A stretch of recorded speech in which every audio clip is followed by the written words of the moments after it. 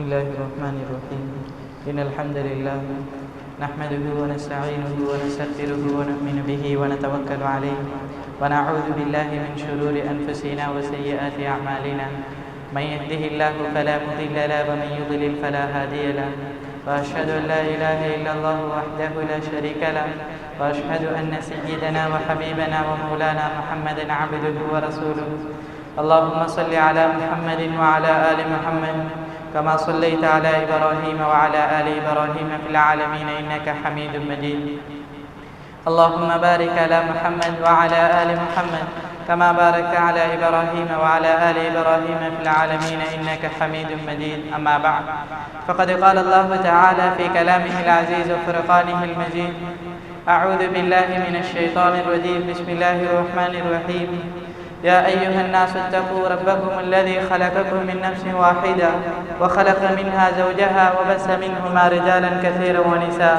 واتقوا الله الذي تساءلون به والأرحام إن الله كان عليكم رقيبا وقال الله تعالى أيضا يا أيها الذين آمنوا اتقوا الله وقولوا قولا سديدا يصلح لكم أعمالكم ويغفر لكم ذنوبكم ومن يطع الله ورسوله فقد فاز فوزا عظيما وقال النبي صلى الله عليه وسلم النكاح من سنتي فمن رغب عن سنتي فليس مني أو كما قال صلى الله عليه وآله وسلم அன்பின் இஸ்லாமிய சகோதரிகளே, அல்லாஹ்வின் நல்லடியார்களே, நாங்கள் எல்லாம் ஒரு சந்தோஷகரமான ஒரு நிகழ்விலே கலந்து கொண்டிருக்கிறோம்.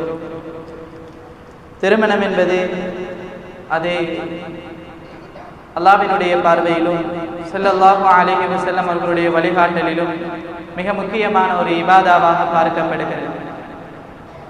ஸல்லல்லாஹு அலைஹி வஸல்லம் இந்த உலகத்தில் ஏனைய விடயங்களுக்கு வழிகாட்டுகின்ற விடயங்களில் எந்தளவு தூரம் கவனம் செலுத்தினார்களோ அதை விட ஒரு படி மேலாக சென்று திருமணம் என்ற அந்த இபாதாவுக்கு மிக முக்கியமான ஒரு கவனத்தை கொடுத்திருப்பதை நபியினுடைய சீராவிலே பார்க்கிறோம்.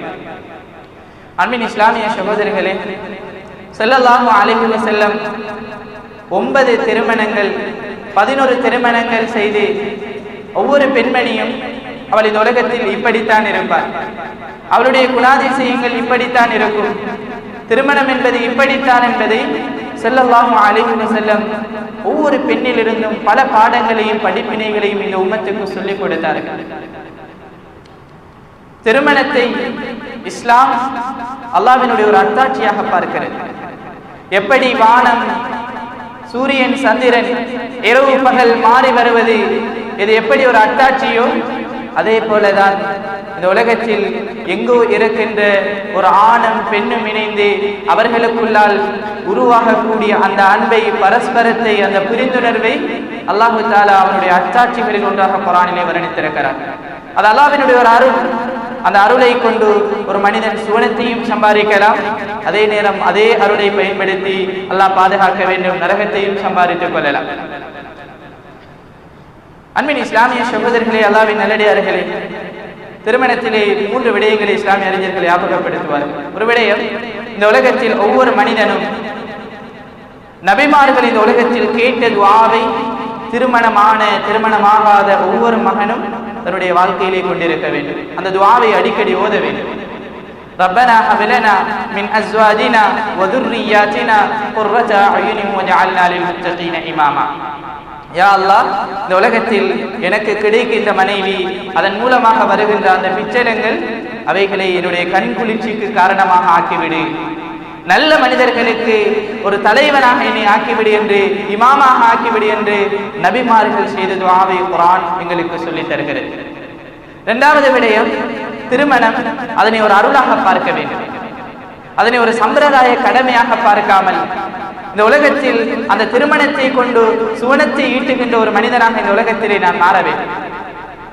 3வது விடயம் குர்ஆன் சொல்லித் தருகிறது, ஊ அன்ஃபுஸக்கும் வ அஹ்லீக்கும் நாரா.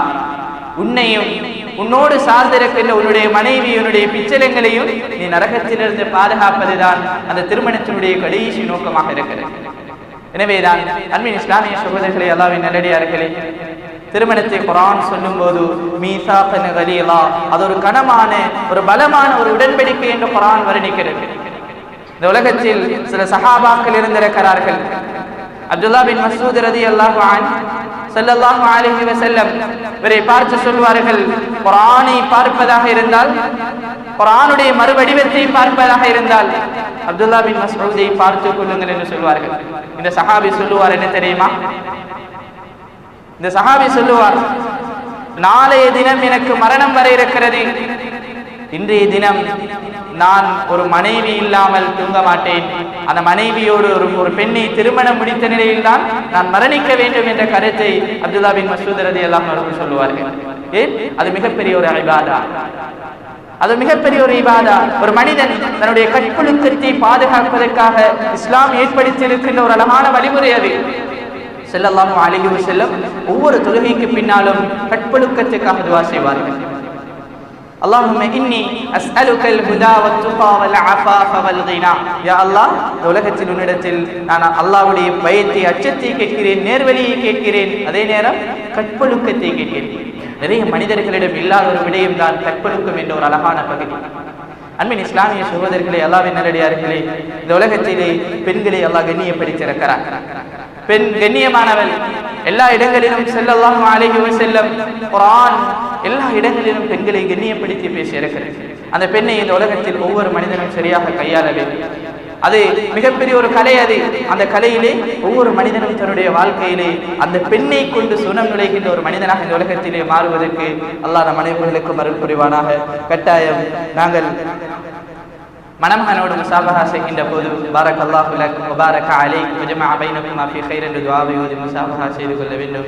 அவருடைய திருமண வாழ்க்கைக்காக அல்லாஹ்விடத்திலே பிரார்த்தித்துக் கொள்வோம். சிறந்ததொரு திருமண வாழ்க்கையை மரணம் வரைக்கும் அல்லாஹ் அந்த நபருக்கு கபூலாக்கி கொடுப்பானாக. ஆமீன். ஆகிரு தஅவானா அல்ஹம்துலில்லாஹி ரப்பில் ஆலமீன்.